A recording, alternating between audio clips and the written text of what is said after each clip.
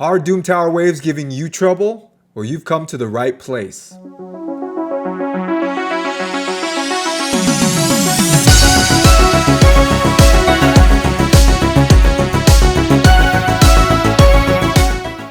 What is going on, Raiders? Soda Dragon here, and today I am giving you some free-to-play friendly teams to get through the waves for Hard Doom Tower. Now, I know some of you guys are actually having more trouble with the waves than the bosses themselves. So this is going to be some free-to-play friendly teams that can really help you through most of the Hard Doom Tower. But before we get to the Doom Tower, I got someone to summon, and he is Versulf the Grim. Now guys, I have to admit, I'm a bit tired of doing these fragment summons and fusions. So whoever's next, I might take time off. I mean, we'll see depending on how tantalizing they are, how good I think they'll be. But yes, I did get all the fragments for this guy, so I wanted to summon them with you. So here we go, Versulf the Grim.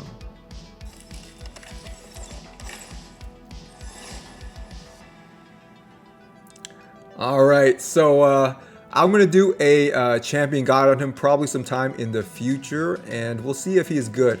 And if you guys have summoned him or are planning to summon him and working your way to get him, let me know in the comments what you think about him so far. Alright guys, we're going to first start off with the different teams that you can use and substitutions. And once we finish with that, I'm going to give you their gear, stats, and masteries. So the team that you see here can get you through about the first half of Hard Doom Tower. What's really cool about this is it is composed of mostly login champs, except for Drexthar, which you can buy fragments from him every day in the bazaar. This team is full auto as well, so I think it's pretty cool that you do not need to pull any shards to get yourself at least halfway up through the Hard Doom Tower. So how does this team work? Well, you have High Katoon in the lead with that speed aura in all battles. So really good speed aura. Plus she has that turn meter boosting. She puts that speed up buff. And she also has a turn meter reduction AoE for the enemies. So really good for the lead. You have Seal of the Drakes. She revives. She heals on every turn. Plus she has an AoE stun. So really good crowd control there. We have Vizix here. Absolutely great for crowd control. She has a 3-turn AoE provoke, which is awesome. Plus she has a 3-turn AoE speed reduction, and her A1 reduces turn meter. So whether you're using her on auto or manually using her, she is great. Grush is coming in with those big heals, those continuous heals. He puts up leeches, single target only, but can be very useful. Plus he also puts that attack down or crit damage down on the enemies AoE. And lastly, we have Drexthar. Once again, with the crowd control, we're really focusing on crowd control here. Multiple people on this team doing AoE crowd control. So we have Seal of the Drakes, we have Vizix, and Drexthar. So he has an AoE provoke as well, and he has attack down on that. His passive, anyone that hits him gets that HP burn. So a really good team synergy here. So this is just a random level 49 hard that I'm going to run them through on full auto so you can see their team synergy.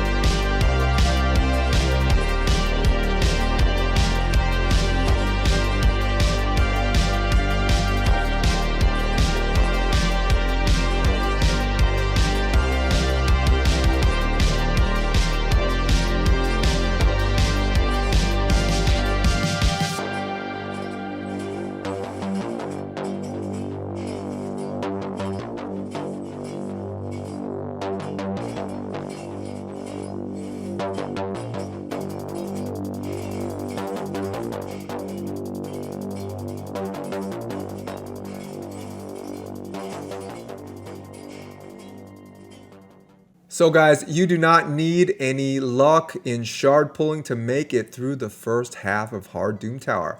All you need are these login champs and Drex, once again, which you can pretty much buy. So he and the rest of the team will take you through the first half of Hard Doom Tower. Alright guys, around halfway through the Hard Doom Tower, you are going to start facing bomb champions. So bomb champions can definitely give this team difficulty. So here are a few options you have. Firstly, you can use the same team but manual the team. So what you're really making sure of is that those crowd control abilities are not wasted. So you're not AoE provoking when the team is already AoE provoked, which the computer will do. The computer will definitely waste those abilities. So that is definitely a way to go. But the problem with that is if you miss somebody with those crowd control abilities, for example, Silver Drakes, she does not have a 100% chance to stun. It could potentially fail.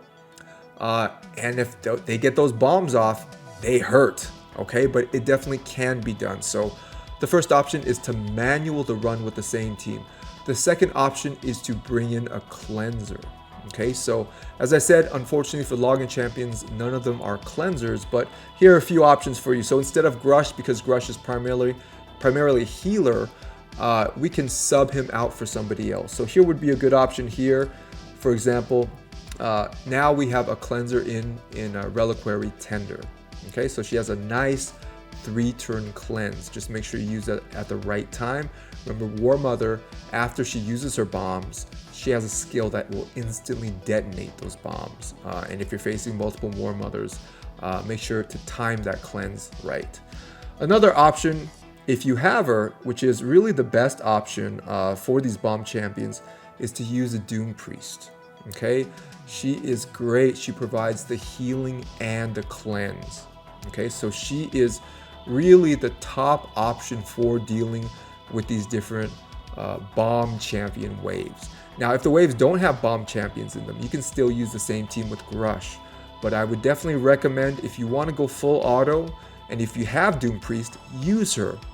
And you can continue to go full auto on those teams with those bomb champions. So here is a run with Doom Priest subbed in for Grush against all those War Mothers.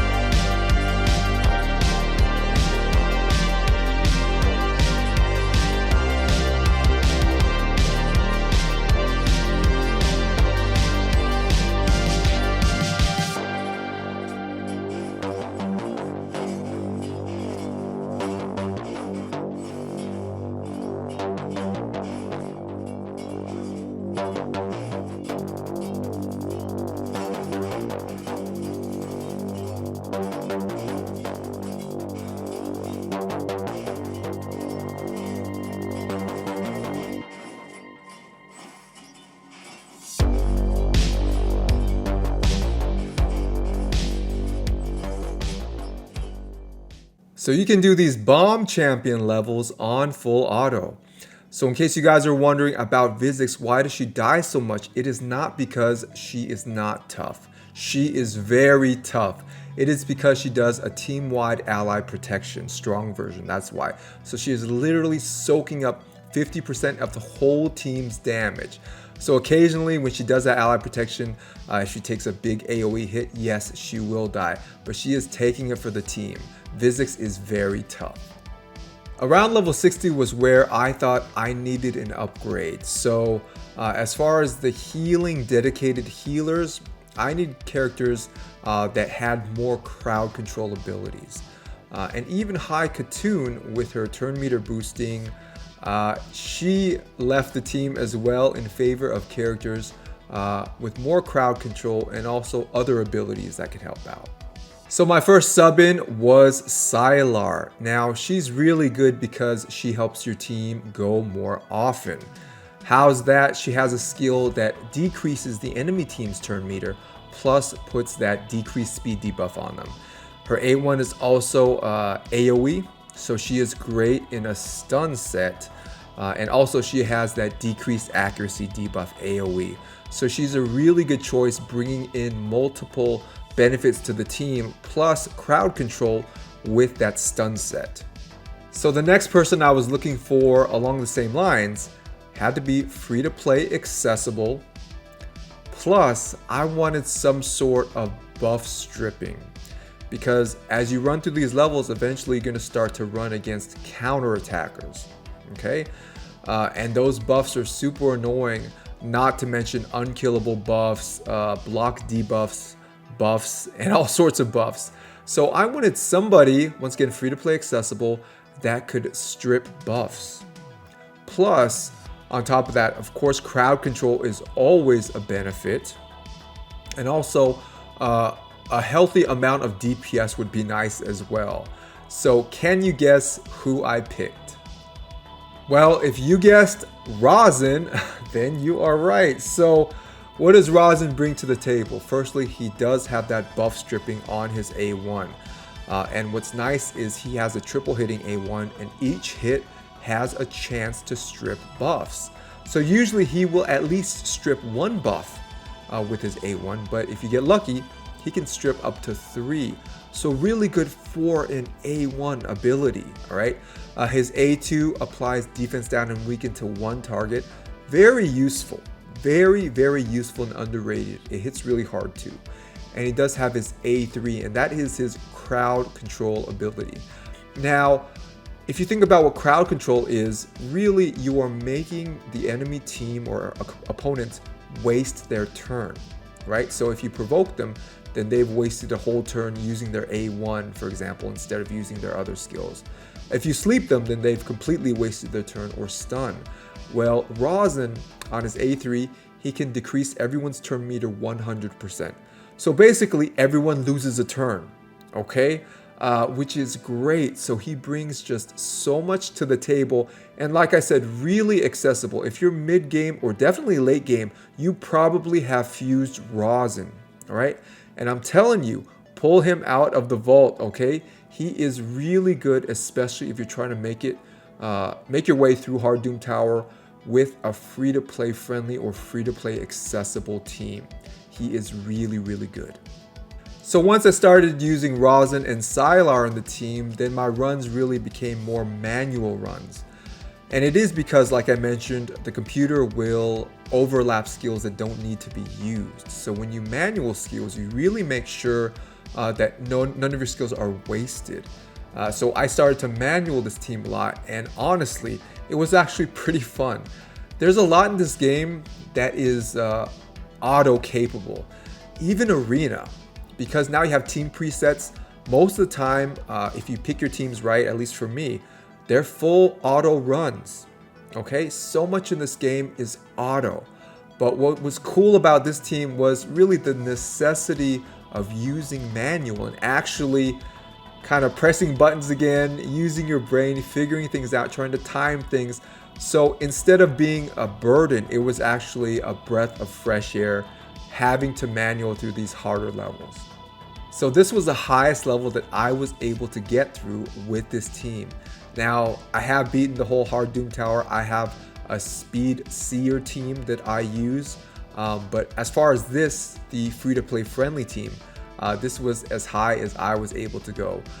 But remember, my gear is only okay. If you guys have better gear, which you really might, you could take this team a lot further. The thing with my account is I have okay gear. And that's really good for you guys because anything that I can do, you guys can do. Because I am not rocking insane gear, honestly. I should probably farm Fire Knight more, but my gear is only okay. So definitely these champs, if you have them, you can take this team further. This just happened to be where I topped out. You're fighting multiple Altans, and remember, not only are they tanky, but they are revivers. Because if you kill one of your team, he has a passive where he just revives a teammate. You have Krisks with their AoEs, you have Tomb Lords with their poisons. It's really tough. You miss 1 CC on one guy and man, you are wrecked. So this was definitely a challenging level. I got to the 3rd wave, but as of now, I haven't passed it yet. But think about it. That's pretty cool. You have a free-to-play friendly team here that can get you through 3/4 of the hard Doom Tower. I mean, what do you expect? Eventually, yeah, you might have to start getting lucky and pulling some people with shards. But who do we got here? We got Rosin, a permanent fusion, right? Every mid-level gamer, raider, and especially endgame raider will have fused him. We have Scylla, Drakes, Vizix, login champs, just log in. You get them for doing nothing but logging in. We have Drex here. You can buy fragments of him every day. After 100 days, you got him. Okay? Sylar can be subbed in for plenty of other people with AoE A1s that you can put a stun set on. All right? She just happens to fit the bill really well, but there are plenty of other people that you can sub in for her. So I think it's pretty cool. I don't know about you guys, but the idea that you can get through 3/4 of hard Doom Tower with really free-to-play friendly characters, it's pretty awesome. Now, of course, if you pull that great legendary character or you pull that seer, yeah, they can push you the rest of the way. But once again, don't give up on this team. I'm not giving up. But you might have better gear than me, and really let me know how far you take this team, because this team has exceeded my expectations. Alright guys, we are at floor 89, the highest level that I was able to take this team to beat. Once again, floor 91 is giving me difficulties, but I am not giving up. But I'm going to show you a run with 89. Now these are manual runs, so they will take a little time, but you'll be able to see how the team works.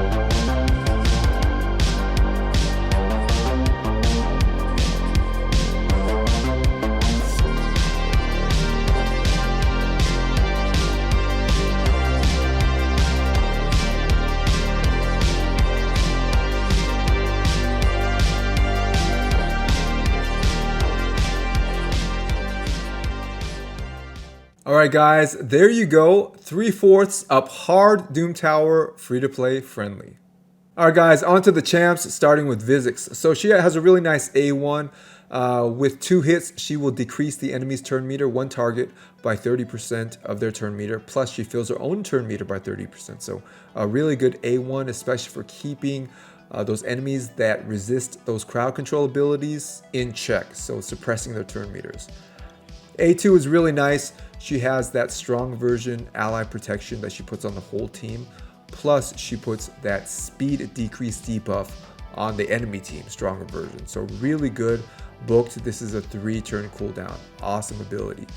Just be careful using that AoE ally protection. I mean, she's going to be soaking up a lot of damage, especially on those higher levels of the hard Doom Tower. So just be wary of that. Lastly, she has a really nice ability here, single combat AoE provoke on a 3-turn cooldown, 100% chance. I definitely think she is worth it to be booked out. And if you get lucky, look at this one book. Awesome. All right, but she is definitely a great progression champion.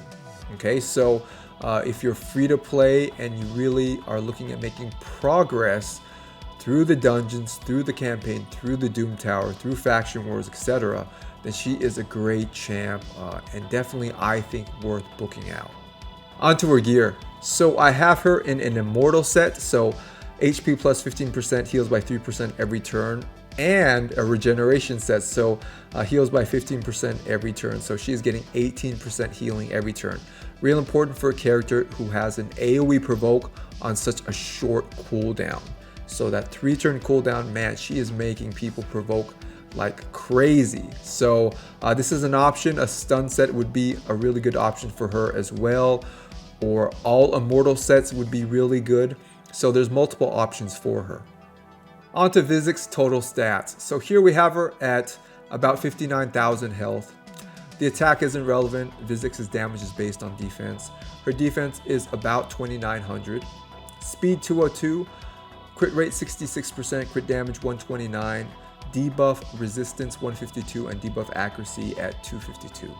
On to Vizix's masteries. I'm just going to highlight a few of them. So here we have War Master, so you can get bonus damage, 60% chance, based off enemy max HP. So the more max HP an enemy has, the more bonus damage you can do. So this is really good, in particular for bosses. Now for waves, this is not a necessity. The bonus damage you get, even for the really high level waves, those characters don't have ridiculous health pools. Now when we're talking about bosses, they do. They have a lot of health. So this ends up being a lot of bonus damage. But this isn't really a necessity unless you plan to use Vizix for some of your bosses. Another good one to choose would be Fearsome Presence. So really this would be a good choice if you put her in some sort of CC set, like a stun set, maybe another provoke set, sleep set. I don't know why you would use sleep, but something like that. You get the point. So this would add 5% chance to apply that CC, whether that's stun, sleep, anything like that. So this would be a good choice once again if you have her in a stun set. So here we have Lasting Gifts. She does apply those buffs to the team. So she does have that ally protection that she applies. So if you want her to potentially extend that ally protection to 3 turns instead of 2 turns, then this would be a good one for her.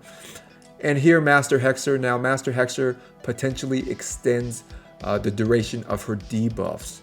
Now this will not extend, as you can read, Provoke, and this won't extend if you put her in a stun set, this won't extend the stuns. But what will this extend? This will extend that decreased speed debuff on her A2 that she puts on everyone. So if you're looking at extending those, and decreased speed is really good for PvE content. This would definitely be a good choice for her. All right, guys, next onto Drexstar Blood Twins. So firstly, he has a really good aura. So plus 70 accuracy in all battles for the whole team. So really good. You see, that's why I put him in the lead position. Secondly, he does have this passive where if he gets hit, he has a chance to place HP burn on the attacker for 2 turns. Really nice. Unbooked 55% chance, booked 75% chance. Even unbooked, this works really well. Next, he has an AoE Provoke. Really nice. 40% chance unbooked, goes up to 60% chance to provoke when booked. Now if everyone is HP burned, it is 100% chance.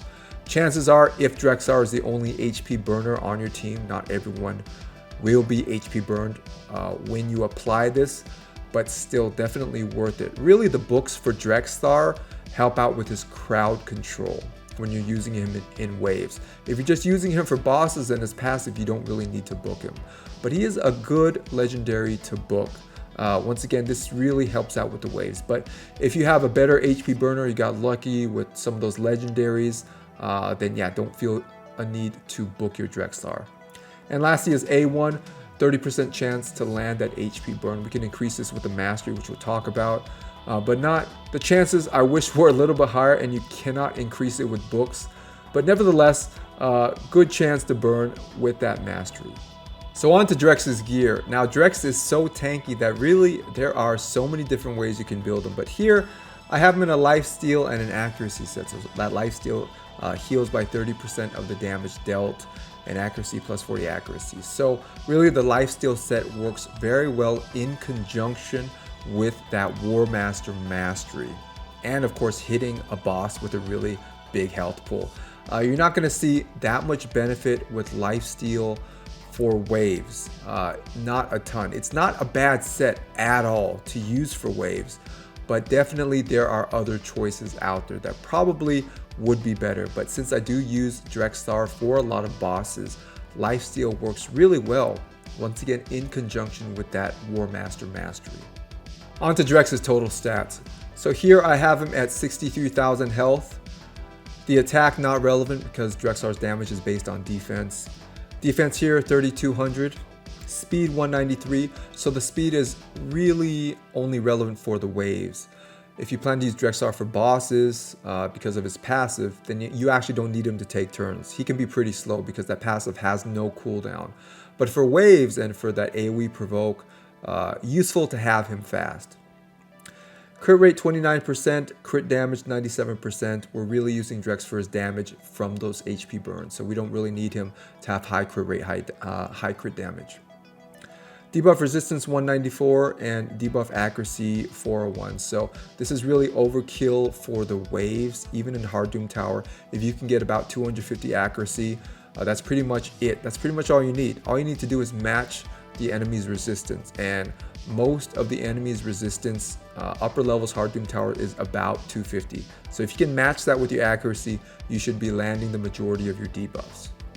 Alright guys, on to Drex's masteries. I'm just going to highlight a few. So firstly, I have War Master here because I do use Drex for bosses. And depending on the HP pool of the boss, they're usually really big, so this skill hits really hard. Now you might be asking, well, why don't you take Giant Slayer? Because aren't you supposed to take Giant Slayer for characters whose A1s are multi-hitters? And so my answer to this is, firstly, I have never noticed a damage increase from using Giant Slayer or War Master. They do about the same damage for multi-hitters. Secondly, if I were to use Giant Slayer, that would force me to go down a different path for the offense tree, which I do not want to do. So that is why I do not use Giant Slayer. I just use War Master for everybody. I don't care how many times their A1 hits, I just use War Master. So that's my personal preference. An option is Fearsome Presence. Now I don't have Fearsome Presence on Drex, but this is a good option for him if you really want him for that AoE provoke, that A2, and you want to increase those chances. So with this Fearsome Presence, you get plus 5% chance to provoke. So this is a good option as well. Less for bosses, more for waves. Here I have him in Sniper, so for his HP burn, the chances of it landing are not 100%, so either with his passive or his A1. So this will increase those by 5%. Now Sniper will not increase the chance of landing provoke. You'd have to do the other mastery, Fearsome Presence, for that. And lastly, Master Hexer. Once again, this will not extend provoke, but this will extend those HP burns. So you have a 2-turn HP burn on his passive and on his A1. So it's really nice to extend that to a 3-turn burn potentially. So this is another really good one for Drex. Alright guys, on to Scylla of the Drakes. So how does she function in this team? So firstly, we're using her for her passive here, Boundless Life. So at the start of her turn, she's going to heal everybody on the team for 10% of their max HP. Plus she's going to put that strong version speed buff on somebody random. But really good passive, and it works no matter what. As long as she is alive and her turn is up, she's going to heal everybody. Next, she is a reviver, so Phoenix right here on a 4-turn cooldown, win booked, really nice. Because not only does she revive, but she revives with protection, ally protection. So whenever somebody revives with some sort of benefit or protection, that's usually better. Unfortunately, it is only a single target revive, but the ally protection definitely does help. Next, she has an AoE stun, which is really nice. So unbooked 20%, booked 35% chance per hit. So this is a 2-hitter on their AoE. So definitely really good for crowd control. Of course, you can try to increase the chances if you really want the stuns to go up with a stun set. But even by itself, this is a really good skill. So not only is she a healer reviver, but she is a crowd controller with her A2. And lastly, the A1, really useful as well. Literally all her skills are useful. So she decreases turn meter with her A1, which is really helpful. Plus she puts a strong version decrease speed debuff on her A1. So literally her whole kit is useful everywhere in the game. On to Scylla's gear. So here I have her in a relentless set, so 18% chance to get an extra turn, and this can proc multiple times in a row, which is really good because that means those AoE heals for the team go off multiple times in a row. I've seen relentless sets proc 5-6 times in a row. Think about it. With her 10% healing on that passive, if you get 6 turns in a row, that is 60% healing for the whole team. Now, of course, it doesn't happen that often, but still, you're going to see those relentless bonus turns proc quite often. And I have her in an Immortal set as well, so HP plus 15% and heals by 3% each turn. So in addition to that 10%, she is healing herself along with everybody else. She is also getting plus 3% healing. Onto Syl's total stats. So here I have her at 64,000 health. Attack 1600, but her damage is based on defense, so it's not relevant. Defense, a healthy 3700. Speed 195. Crit rate 29%, crit damage 143. We're not too concerned about that. We're really not using Syl for her damage. We're using her for her revives, crowd control, and healing. Debuff resistance 115, and lastly debuff accuracy 261. As I mentioned, even for those hard Doom Tower waves, upper floors, if you can get about 250 accuracy, that's going to be pretty good. You're going to land the majority of your debuffs. On to Syl's masteries. I'm just going to highlight a few. So here you see we have War Master for that bonus damage. Once again, really useful for bosses, not a necessity for the waves, but I do use her on bosses. That's why I have that. Here, Spirit Haste is really good for revivers, so everyone that dies, she's going to get a plus 8 to her speed, so stacks up to 24. So immediately, if someone dies, she gets a speed bonus, and hopefully she can cut in and revive them or stun everybody or whatever. So this is really good for revivers and support champs. And lastly, Sniper, so this is going to increase the chance of her landing debuffs. Now, which one does she land? It's not going to increase the chance of stun, as you can see on the bottom, but it increases the chances of her landing that decreased speed on her A1. So that strong version decreased speed debuff, it's a really good debuff, but the chances are not that high that she lands it. But with this, it increases it by 5%, so pretty good. Alright guys, on to Rosin. He is really the secret sauce of this comp. So why are we using him? Well, it's not for his aura because it does increase ally resist, but only in arena battles. So his A3 is really nice here. So bogged down. So unbooked, it's a 7-turn cooldown. Booked, it's a 6-turn. What it does is it decreases the turn meters of all the enemies by 100%, which is awesome. I mean, basically, it is a crowd control skill because you make an enemy lose their turn, and in this case, the whole enemy team. Now, ideally, you do want to time this when the enemy team does have their fullest turn meters or close to full, and it's not always easy to time, but still, this is a really good skill and pairs super well with those other crowd control abilities from other members of the team. 6 turns booked is a little long. I wish this was shorter, but this is a really good skill. So we also use him for his A2 here, Sheer, really nice. We apply strong version, defense down and weaken to a single target, and the animation on this is just awesome. He just runs up and stabs somebody. The cooldowns on this, we have a 3-turn when booked, really good. You're gonna use this a lot. And once people have that defense down and weaken, even those tough enemies, defense champs, for those upper level, hard Doom Tower levels, they're going to start taking a lot of damage, okay? It is significant. So once again, nice short cooldown for this. You're going to be using this one a lot. And last, we have Bone Sword right here. So here's how the description reads. Attacks one enemy 3 times. Has a 20% chance of removing 1 random buff from the target. So this can be increased to a 45% chance. So the way it reads as if the entire attack, the entire A1, when booked, has a 45% chance of removing 1 random buff from the target. But it is not. And don't tell Plarium this. It doesn't work right.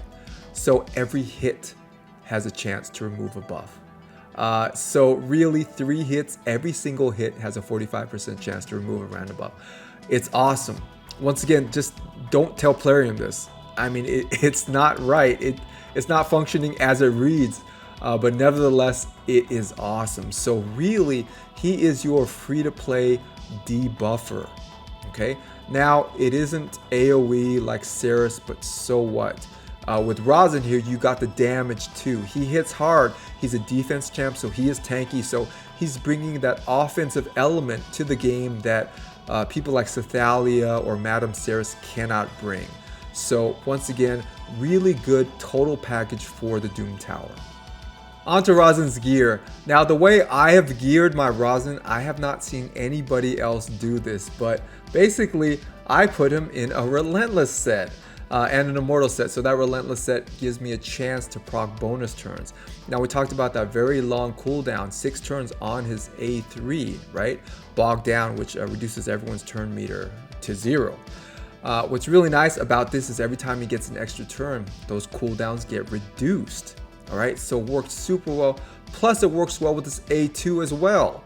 Okay, so he's stabbing people more times than he's giving them that defense down and weaken more often. So relentless works so well with this guy. Honestly, like, yeah, when I was using him in other types of gear, he was kind of like meh. He's okay. But once you put him in relentless, oh man, he is awesome. Plus that immortal set, so you get extra HP. Plus whenever he procs an extra turn, he gets that little bit of extra HP back, which is really good. Now he is a defense champ, so he's tanky period, but it's really nice to get that bonus healing as well. So if you have not tried Rosin in relentless, it's just gonna renew your understanding and your usage of him. It is so good, so definitely try him out in this set. On to Rosin's total stats. So here I have him at 40,000 health. Attack isn't relevant because Rosin's damage is based on defense. So defense, I have him at almost 4k defense. Speed here 192. Crit rate 86%. Pretty good considering I do not have him in a crit rate glove. And crit damage 161. Pretty good considering I do not have him in a crit damage glove. So he has an HP percentage glove, but really just from substats, 86% crit rate and 161 crit damage. So pretty good. Debuff resistance 148 and debuff accuracy 263. Once again, for upper hard Doom Tower floors, you want to aim for 250. Alright guys, on to Rosin's masteries. So here I'm just going to highlight a few, and yes, they are looking pretty different than the other characters because I do not use Rosin for any bosses. So for that offense tree, the tier 6 mastery here is Helm Smasher. So has a 50% chance of ignoring 25% of the target's defense. So really good way to increase damage. Anytime you can ignore defense, you greatly increase your damage. So good choice once again if you're just talking about waves. For bosses, it would probably be better to go War Master. Next we run down the defense tree. And here I get Retribution. So when he takes a big hit, over 25% of his max HP, he is going to counterattack with his A1. So this is definitely a good skill to have for Rosin, because on those upper Doom Tower levels, even though Rosin is a defense champ, yeah, he's going to take more than 25% of his health in a single hit. Those guys hit really hard. So good skill.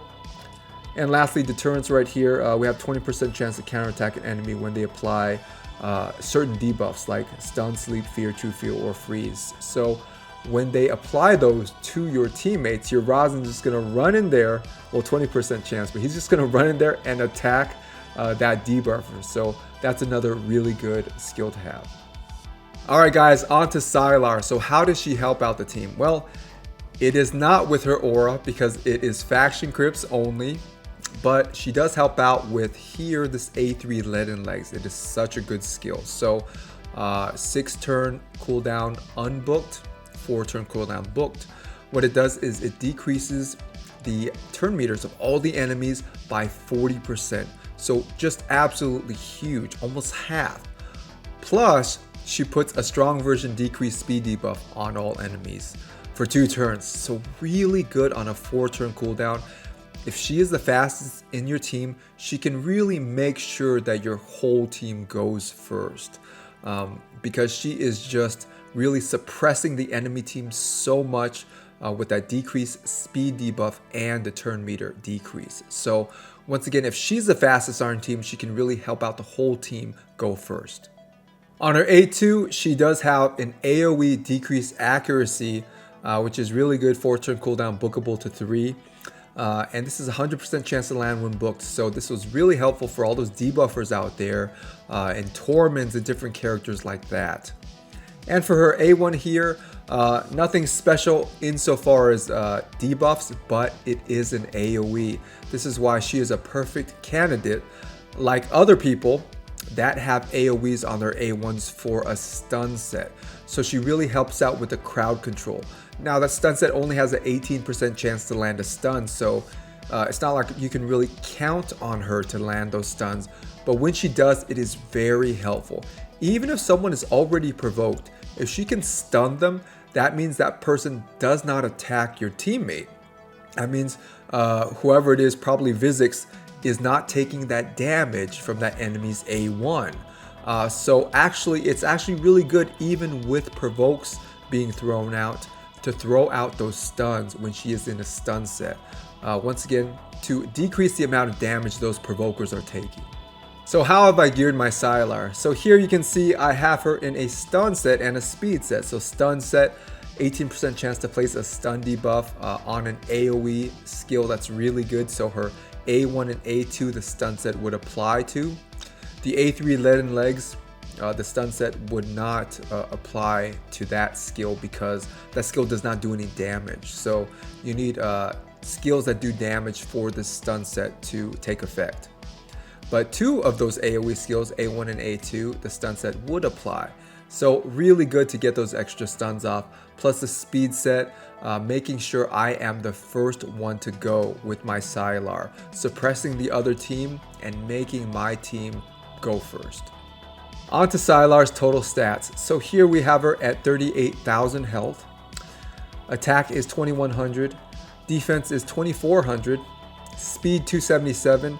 So really the speed that you're going for hard Doom Tower is above 264. Why is that? Because the fastest person in the hard Doom Tower is Sifi at 264 speed. So if you want to go before her, and yeah, you do want to go before her, definitely make your speed above 264. So 265 or above, and you'll be the fastest person in the Doom Tower. So for crit rate, 45%, crit damage, 115%. No big deal because we're not using Sylar for her damage. Debuff resistance, 120, and debuff accuracy at 338. So way above that 250 mark that we were looking at. All right, guys, on to Sylar's masteries. So here I have Fearsome Presence, plus 5% chance for her to stun with that stun set. So the stun set is 18% chance by itself, but with Fearsome Presence, it is a 23% chance to land that stun. So really good. Here deterrence, 20% chance for Sylar to counterattack with her A1 when an ally is hit with stun, sleep, fear, true fear, or freeze. Really nice considering her A1 is AoE and we have the stun set on her. So that's just an extra chance for her to stun people when an ally has one of these debuffs. And lastly, Master Hexer here, so she does land that decreased speed debuff on her A3 strong version for 2 turns, and it would be really good to extend that to 3 turns. As I mentioned, decreased speed is really good in PvE content. So not only do you want to go faster, but you want your enemies to go slower. So definitely 2-turn decreased speed to 3-turn decreased speed chance, really good. Alright guys, on to Grush. So what role does he play in your team? As I talked about when I talked about team comps, he's really good for about the first half of hard Doom Tower, and he's good for auto runs as well. So he can definitely serve that role as a healer for your team. So his aura unfortunately is not functional for Doom Tower. It's plus 30% defense and faction crypts only. But he has a really good A3 here, and it is an AoE attack that puts strong version continuous heals on your team. So he puts 2 continuous heals on every member of your team. Really good. 6-turn cooldown unbooked, 4-turn cooldown booked. Plus, if he hits anybody with a crit, not only will he apply those strong version continuous heals, but he will apply 1 weak continuous heal to everybody. Now it's only 7.5% for that weak version continuous heal, but it's still really good. So depending on the content that you're using your Grush for, I do think it's worth it to build your Grush with crit rate just to get that extra continuous heal. It actually makes a difference. Now if you're using your Grush for very difficult content and your Grush is dying a lot, then yeah, you would probably want to build your Grush without that crit rate glove. and put defense percentage or HP percentage. But if you can fit it in, crit rate would be good on Grush for that extra continuous heal. So Grush's A2 is really good as well, Bonebreaker Stomp. So here we have strong versions of attack down or decreased attack and decreased crit damage. So with this skill, it is AoE. You could either have one or the other. Unfortunately, you can't have both with one application or usage of the skill. It is either one or the other. Decreased attack or decreased crit damage. But this is on a 5-turn cooldown, bookable to 4. Very good skill, but more useful when you get that decreased attack rather than the decreased crit damage. And lastly, the A1, he can apply a leech, 50% chance unbooked, 75% chance booked. So leech is really good now. So whether we're talking about clan boss or really any of the bosses in the game, leech is a really good skill, and to have it at a high percentage on your A1 is really good. So really Grush brings a lot of healing potential to your team. On to Grush's gear. So here I have him in a lifesteal and a perception set. So that lifesteal heals by 30% of damage dealt. Really good when used in conjunction with War Master, that mastery, and when you're hitting bosses, which Grush is very good for bosses. And the perception set, because Grush does apply those debuffs, so plus 40 accuracy and plus speed 5%. So we definitely want that decreased attack or that decreased crit damage to land, plus the leech with the A1. So you're definitely going to need to build your Grush with accuracy to land those debuffs. On to Grush's total stats. So here I have him at 58,000 health. Attack is 1300, but it's not relevant because Grush's damage is based on defense. Defense, I have him at 3000. Speed 195. Crit rate 57%, could be better, but considering this is all from substats and not from a crit rate glove, it's not too bad. Crit damage 135%. Debuff resistance 154. And debuff accuracy at 315. On to Grush's masteries. So here we have War Master for that bonus damage based off enemy max HP. Once again, great for bosses with huge health pools. Lasting gifts here, so this can potentially extend those strong version continuous heals. Instead of just 2 of them, now you can potentially get 3 of them. A 3-turn strong version continuous heal on Grush's A3, great. Plus, if you do build them with crit rate and you get that weak version continuous heal for 1 turn, lasting gifts can potentially extend that to 2 turns. So really good for that healing element.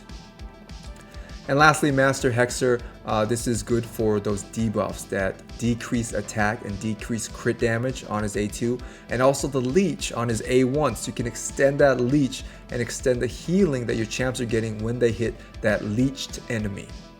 Alright guys, on to Doom Priest. So what does she bring to the table? She is a healer and she is a cleanser. The nice thing about it is she's pretty much an auto healer and an auto cleanser, because these just work off her passive here. So Bolster, every time she takes a turn, she heals everybody including herself for 7.5% of their total health.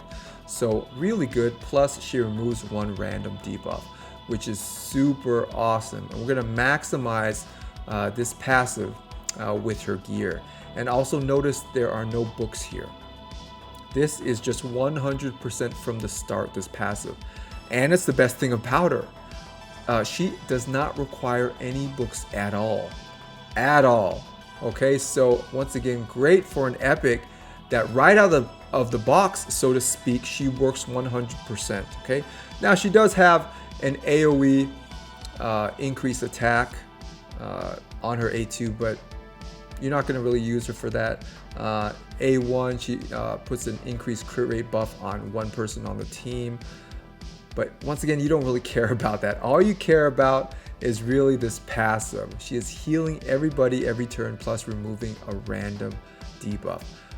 And as you guys have seen, really important for some of those strong Doom Tower debuffs like bombs. On to Doom Priest's gear. So here I have her in a Relentless and a Speed set. So that Relentless set is giving us 18% chance to get an extra turn. And just like Syl of the Drakes, every time she gets an extra turn, she is healing everybody. Now, not as much as Syl, but she is removing one random debuff, which is so useful for so many debuffs in the Doom Tower, especially hard-hitting ones like bombs. Speed plus 12% speed off her base speed, so really good to get her more normal turns so she can potentially proc those bonus turns, which can occur multiple times in a row. On to Doom Priest's total stats. So here I have her at 70,000 health. Attack is 1900. Her damage is based off attack, but we're not using her for her damage, so no big deal. Defense 2200. Speed 229, so pretty quick. Once again, the more normal turns she gets, the more chances she gets to proc those bonus turns. Crit rate 27%, crit damage 119%. We're not concerned with either of those. We really just want her for the healing and debuff removal. Debuff resistance 198 and debuff accuracy 100. So absolutely no need for accuracy on Doom Priest.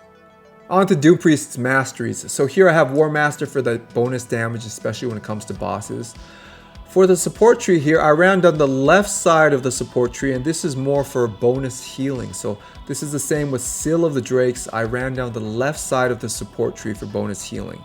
But as far as T5 masteries go, I have Lasting Gifts here. She does have that attack up buff. So instead of 2 turns, it could potentially be 3 turns with this. And Spirit Haste here. So if somebody dies, she gets +8 on her speed.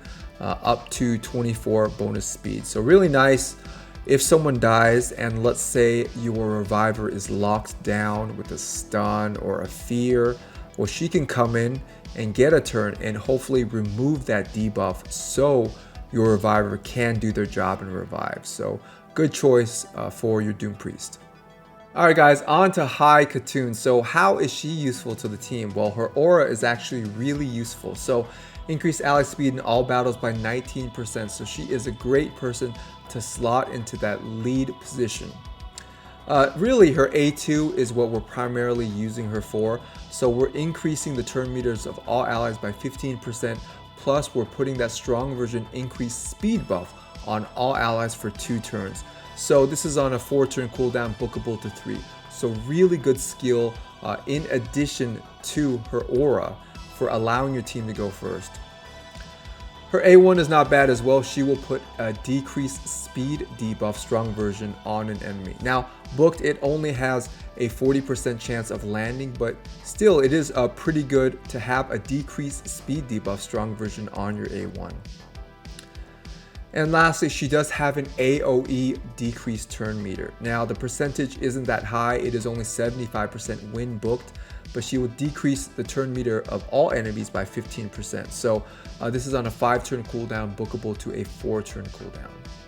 So how have I geared my High Khatoon? So as you see here, speed, speed, speed. As a speed lead, she needs to be fast to go first and boost your team. Increase their turn meter and put that increased speed buff on everybody. So make sure your High Khatoon is fast. On to High Khatoon's total stats. So here I have her at 59,000 health. Attack is 2,000. We have defense at 2,400. Speed 253. Crit rate 46% and crit damage 104%. You probably will not be using her for her damage. Debuff resistance 100 and debuff accuracy 152. On to High Khatoon's masteries. So here I do have her in War Master. I have used her in the past against certain bosses. So once again, this is really good for bosses. I have Lasting Gifts here, so she does apply that strong version increased speed buff with her A2 on all allies for 2 turns.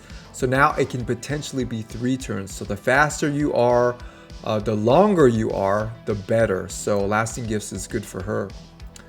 And lastly, Master Hexer. So this is really for her A1 decreased speed. She has that strong version decreased speed debuff. And it does not have a high chance to land. So when it does, it's nice if we can extend the duration of that from 2 turns to 3 turns. So Master Hexer gives us that. Alright guys, that is it for my guide on how to use free-to-play friendly comps to progress significantly through the hard Doom Tower. So if you guys don't know, I have videos out on how to beat bosses in the hard Doom Tower. And probably by the end of this month, I will have videos out on how to beat all of the bosses in the hard Doom Tower. So those are the only ones I care about. I don't care about normal Doom Tower. I only care about the maximum level bosses in the Doom Tower. Because I know if I give you strategies that work on the hardest versions of those bosses, they will definitely work on the weaker versions of those bosses. So keep an eye out, and if you're having any trouble on those bosses, take a look at my channel and you'll probably find some information that will be helpful. So if you haven't yet, like and subscribe, and I will see you guys next video.